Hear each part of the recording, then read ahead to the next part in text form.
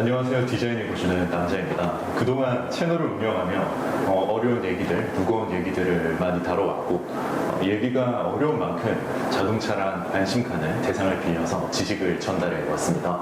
덕분에 정말 과분한 인정을 받기도 했지만 제겐 항상 시도해보고 싶었던 컨텐츠가 있습니다. 어떤 컨텐츠냐면 전문직 구독자분들을 초청한 다음 저와 구독자님의 전문 지식을 최대한 활용해서 정말 진지하게 드래곤볼이나 아바타 같은 영화들을 뜯어보는 것이죠. 저는 건축가이자 조경가로서 드래곤볼 속 건축이나 디자인을 다뤄보고 구독자님들 중에 예를 들어 약사님을 모셔 선두 같은 약물 혹은 설정에 대해서 전문적인 관점을 여쭤보는 건데요. 정말 쓸데없는 재능 낭비 같아 보이지만 동시에 흥미롭지 않으신가요? 그래서 진짜 모셔왔습니다. 안녕하세요. 소개 한번 해주시죠. 네, 안녕하세요. 네, 이치승 약사입니다. 실제로 뵈니까 되게 어색하네요. 걱정 안 하셔도 됩니다. 저도 구독자님들과 이렇게 얼굴을 뵌 지 얼마 안 돼서 아직 서로 어색한 사이예요. 오늘 어떤 이야기를 하면 되나요? 오늘 저는 약사님과 들으셨죠? 그 드래곤볼 얘기를 나누고 싶은데요. 네. 예를 들면 제 경우에 드래곤볼을 이렇게 떠올려보면 건축가로서 놀랄 만한 두 가지가 있습니다. 기억하고 계실지 모르겠지만 극중 초반부에 분명 기계적인 로봇들이 등장하거든요. 예를 들면 레드 리본군 편에서 해적 기지에 드래곤볼을 찾으러 갈 때인데요. 그 블루 장군 에피소드 말씀이시죠? 그렇죠. 그 해적 기지에 나오는 해골 로봇이 약간 그 에어리언 같이 생긴 기계적인 로봇이 등장합니다. 요런 거 사진 보이시죠? 근데 신기하게도 이 시간이 지나서 셀전에서 등장한 인조인간 17호, 18호를 보면 완전히 사람하고 같은 모습이잖아요. 이걸 통해 보면 이 작가님에게 가장 발전된 로봇의 개념이란 어쩌면 사람과 완전히 같아지는 모습은 아닐까라는 생각을 해보게 되는데요. 그리고 이 17호, 18호는 에너지를 충전할 필요가 없는 완벽한 존재잖아요. 그런데 이 가장 발전된 로봇보다 한 단계 더 위에 셀이란 불완전한 존재가 등장한다는 점이 신기합니다. 셀은 17호, 18호와 다르게 그 에너지도 계속해 보충해줘야 되고 완전체라는 최종 단계는 있지만 이걸 위해서 계속 부족함을 보완해가야 되는 존재거든요. 그런데 그런 셀이 가지는 가장 큰 특징이자 이전의 인조인간들은 따라오지 못하는 가장 큰 강점이 하나 있습니다. 바로 자기 조직화, 셀프 오거나이제이션을 한다는 점인데요.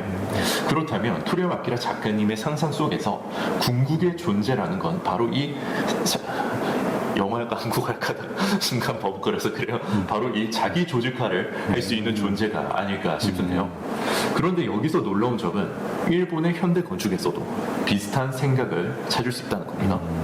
미국이나 사우디처럼 자본이 많은 나라에서 보여주는 지속 가능하다고 주장하는 건축들은 대부분 인조인간 17호나 18호처럼 되게 에너지를 많이 소비해요. 근데 그 에너지를 다시 막강한 힘으로 생산해내는 건축들이거든요. 그 네옴시티 같은 사례가 대표적이겠네요. 맞아요. 그 막대한 에너지를 소비하고 다시 힘으로 에너지를 생산해서 이 강한 순간을 유지한다면 그게 지속 가능한 거 아니냐라는 주장이고, 저는 실제로 국내 대기업 연구원마저 비슷한 말을 하는 걸 들은 적이 있습니다. 그런데 이런 생각이랑 결이 다른 건축도 있습니다. 제가 영상에서 여러 번 소개한 건축가 구마겐고가 대표 모적인데요. 구마겐고는 중장비를 통해서만 건설할 수 있는 철근 콘크리트 건물이 아니라 사람의 손으로 짓고 확장하면서 때가 되면 자연스럽게 사라질 수 있는 건축, 즉 자기 조직화를 할 수 있는 살아있는 생명체 같은 건축이 궁극의 건축이다라고 말씀하시는데요. 이 부분에서 두 거장이 생각하는 궁극의 존재들이 묘하게 닮았다는 점이 좀 신기하게 와닿아요. 영상으로만 보던 분석을 옆에서 직접 들으니까 진짜 대단하시네요.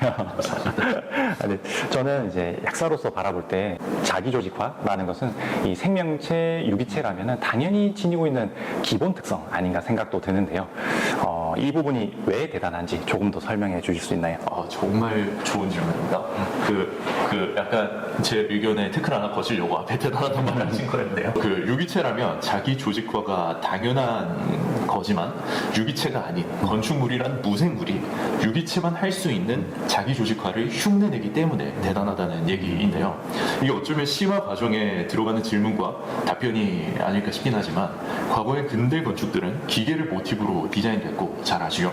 자연을 극복하고 이겨내야 할 대상으로 여겼다며 그 이후에 루이스 설리반이나 프랭크 로이드 라이트에 와서 등장했던 이런 유기적 건축이란 것도 있어요. 근데 이건 실제로 자연과의 유기적 작용을 나름대로 지향하긴 했지만 그렇게 기대만큼 유기적이지는 못했었거든요.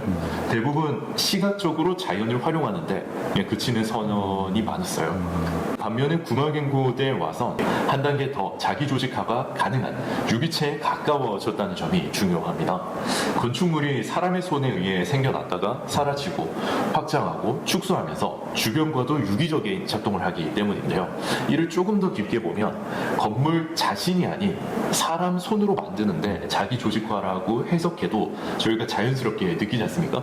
이건 건축가에게, 구마겐고라는 건축가에게 건축이란 범위는 건물에 한정된 게 아니라 그 안에 있는 사람을 포함한 것이기 때문에 이걸 약간 자기 조직화라고 보는 거죠. 정말 좋은 내용이네요. 감사합니다. 그럼 드래곤볼을 볼 때 건축적으로 놀라운 다른 한 가지는 뭔가요? 네, 그렇죠. 네, 두 가지라고 했죠. 혹시 드래곤볼에 나오는 도시에서 저희가 만화책으로 볼 때 서쪽 도시 이렇게 표현이 되어 있었거든요. 하이테크 건물들이 돔형으로 생겼는데 그렇죠. 그 이유에 대해서 생각해 본 적 있으신가요? 도명. 그 부루만의 집이 도명 아니었나요? 그렇죠, 그렇죠. 그게 좀 생각이 나는데 이유가 뭘까요? 드래곤볼의 작가님께서 작화나 작업의 효율을 굉장히 중시했다고 이렇게 많이 알려져 있지 않습니까? 그런 점에서 돔 구조의 건물은 그냥 지나치기에는 신기한 점이 많습니다. 예를 들면 초사이어인의 머리가 노란색인 이유는 그 색칠하기 귀찮아서 시간 아끼려고라고 하시고 전투만 하면 주변이 모두 파괴가 되는 것도 배경 그리기가 귀찮아서라는 말이 있잖아요. 그런 점에서 보면 이런 작화의 효율을 생각했을 때 일반적인 육면체 건물이 구도가 틀어지고 군둔을 타고 날아가면서 도시를 바라볼 때도 훨씬 그리기가 편할 것 같은데 돔 형태를 활용했던 데는 분명 이유가 있었을 거란 생각이 있어요. 이거는 제 추측이지만 토리야마 아키라 작가님께서 55년생이시고 드래곤볼은 84년부터 95년까지 연재됐던 작품이잖아요. 마찬가지로 50년대 후반부터 80년대 후반까지 세계를 휩쓸었던 하이테크 건축이 하나 있습니다. 바로 벅민스터 퓰러의 지오데식 돔이라는 건축이거든요. 처음 들어보는 것 같은데 우리도 본 적이 있을까요? 그럼요. 당연히 보셨죠. 우리 모두 한 번쯤 본 아주 유명한 형태의 건축입니다. 여기 사진으로도 보여드릴게요. 약간 익숙하시죠? 아이언맨 2의 그 엑스포 장면에 나왔던 돔 건물입니다. 지금 이 순간, 우리가 사는 이 순간 하이테크 건축이 그런 커튼홀의 초고층 빌딩이나 독특한 소재나 구조를 가진 빌딩들이라면 작가님의 젊은 시절에 벅민스터 퓰러의 지오데식 돔이 하이테크 건축물의 대표적이라 할 수 있었고, 이런 벅민스터 퓰러라는 건축가도 당시에 건축계의 스티브 잡스처럼 되게 유명인이셨거든요. 그래서 아마 작가님께서 영향을 받아서 이런 하이테크 건축으로 표현하신 게 아닐까 싶습니다. 근데 또 벅민스터 퓰러 건축가가 다른 아이디어들도 많이 만들었거든요.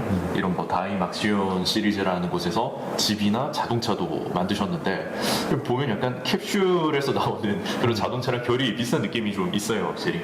충분히 그럴만하네요. 극중 호이포이 캡슐이란 첨단 기술을 포장하고 전달한다는 측면에서도 말이 돼요. 고층 빌딩도 이 하이테크 범주에 들어가겠지만 어디까지나 이게 일본에서 볼 수 있는 작은 육면체 건물이 크기만 커진 버전이라면 도명 건물은 이 단번에 완전히 새로운 인상을 만들어내니까 어떤 점에서는 훨씬 효율적이고 강한 임팩트를 남길 수 있을 것 같아요.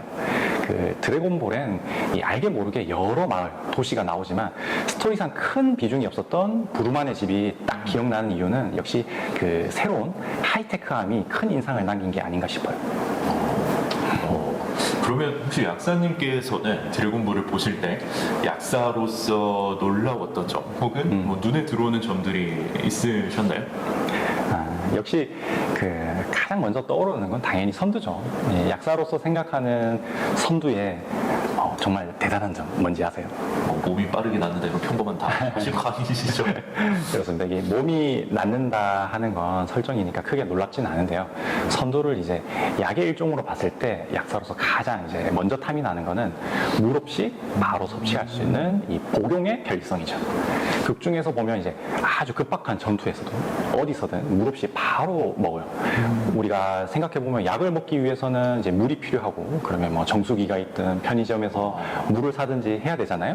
그리고 또 사람에 따라서는 성인이지만 알약을 삼키는데 어려움을 또 느끼시는 분들도 계시고 반면에 선두는 극 중에 누구나 어디서나 물 없이 이제 바로 아주 쉽게 복용 가능하다는 점이 정말 탐나요. 진짜 그러네요. 물 없이 먹는 약.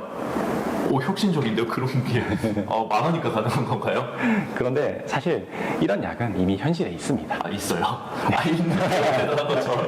네. 약국에 이제 자주 오시지 않는 분들은 조금 낯설 수도 있지만 이제 경구용 취오벨 제형이라는 약이 있고 생각보다 흔하게 쓰이고 있습니다. 이 선두처럼 이렇게 바삭바삭 씹어 먹을 수 있는 것부터 카라멜처럼 녹는 형태, 젤리 형태까지 종류도 다양하고요.